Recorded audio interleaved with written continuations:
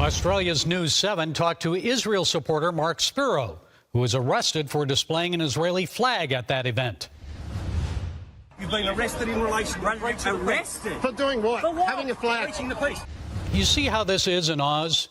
You're free to display Palestinian flags and shout anti-Semitic slogans, but displaying an Israeli flag gets you arrested.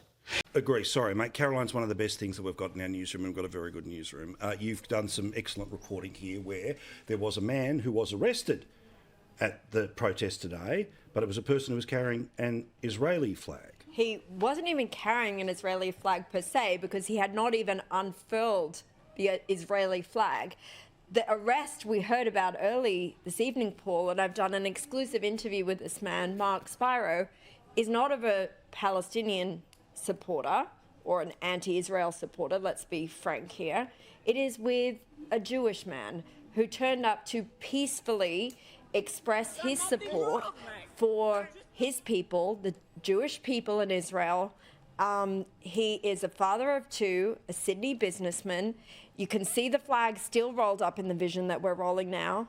And within seconds of him going to the city, his own city, he was forcefully removed by 5 policemen and told he was under arrest for breach of the peace. But nothing happens to the people who are literally burning the very same flag out the front of the Opera House right now. Well, that remains to be seen. Take us through what the conversation you've had with this gentleman this evening. Well, let's hear a bit of what Mark Spiro had to say, because I spoke to him moments ago about what unfolded earlier when he turned up.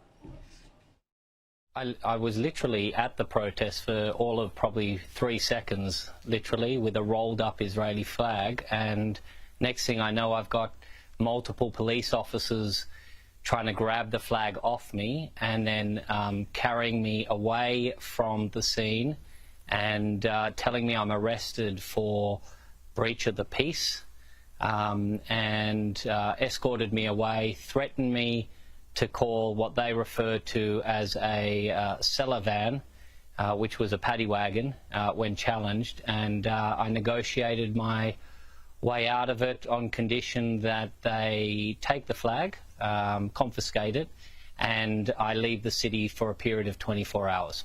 I could not believe in the background that I'm hearing chants of "from the river to the sea." I'm not too sure that everyone understands what that means, but effectively legitimizing the mass murder of all of Israel.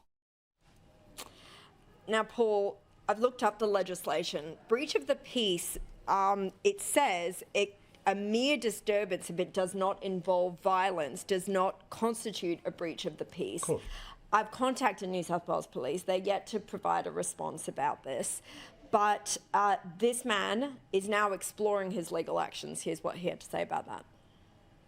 I've had a lot of support from both the Jewish community and non-Jewish community, and in fact globally people have written to me offering up legal services, offering up financial support to pursue legal means. We are looking at everything. I have had a lawyer review the legislation that was referred by the police, and I believe there will be a report written to the police ombudsman at an initial stage, and we'll take it from there. In addition to that arrest, he says he was also given a move-on order. He's not to return to the city for 24 hours. Look, I'll make a prediction here. Whatever charges are in the works, they will not be in the works in 24 hours' time. There's no way they can justify that charge whatsoever. They just wanted to move him out of the area, which in and of itself is unforgivable about what's taken place here.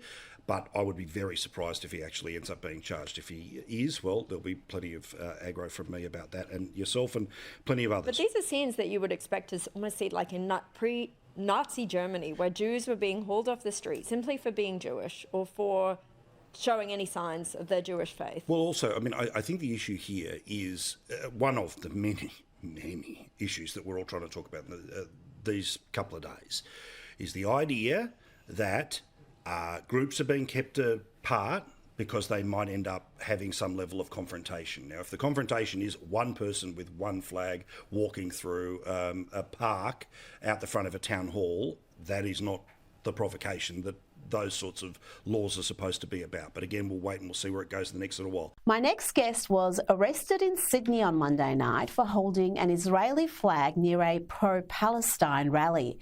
The police claimed his mere presence with the flag amounted to disturbing the peace. What's he being arrested for? I've done nothing wrong. Tell us what he's being arrested for. Just tell me what I've done. Stop. Why is he? But New South Wales Police Assistant Commissioner Tony Cook said Mark Spiro was removed for his own safety. A person was removed from the town hall rally who was carrying a flag for his safety. He was arrested to prevent a breach of the peace for his safety. Mark Spiro joins me now. Mark, on a day where we saw Hamas supporters chanting F the Jews and gas the Jews, you were the only one arrested. Tell me about how police came to apprehend you.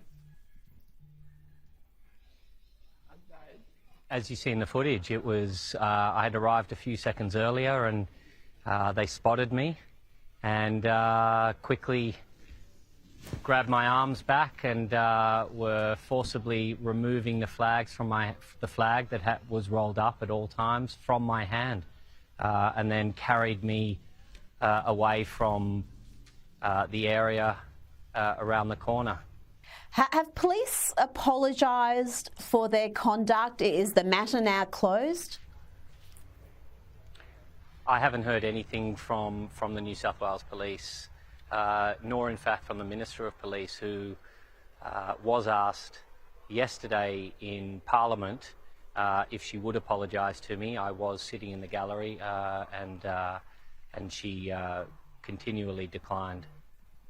Will you seek further action? I know you're exploring your legal options here. Yeah, we've had... I've been inundated with people from the legal fraternity offering pro bono work. They have read the legislation regarding the charges that I was accused of, and they believe that there is cause for further action. As I've maintained, we're looking at all options. Nothing's been decided as yet. Mark, we know now New South Wales Police have launched a task force to protect Jewish schools, synagogues and hospitals. How does it make you feel that we need such a task force in modern Australia and that Jews were told to stay away from parts of Sydney this week? It's very troubling. There's no other way to put it. We're living in the year 2023 in Australia, which prides itself on multiculturalism. Rita, I was actually surprised at how the Minister of Police referred to the Jewish community in recent notes published in the public domain as "you people." She's corrected that as "your people." Even that sentiment is foreign to me. These are her people. These are citizens that are hard-working, tax-paying, contributing citizens of Australia that share the same cultural values as this country prides itself on. The fact that it has been told or advised not to go to the CBD, the fact that our schools and our Jewish centres need elevated levels of security is really a cause for concern. I've received tens of thousands of messages from all around the world. Those outside of Australia can't believe what they saw happen in this country. Those in Australia and those of the Jewish faith are really petrified. I think this is utterly destructive for the state of New South Wales at the very least, both economically and socially. I think it will impact tourism.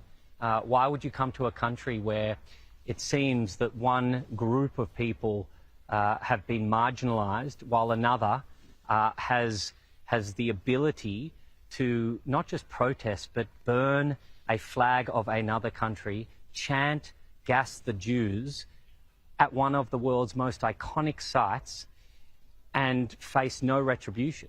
Zero. I'm still today the only one arrested from that Monday event. It is ludicrous. It's insulting, and the world has seen what we should all be concerned about in this state. Mark Spiro, thank you so much for joining me tonight. My pleasure, Rita. Thank you.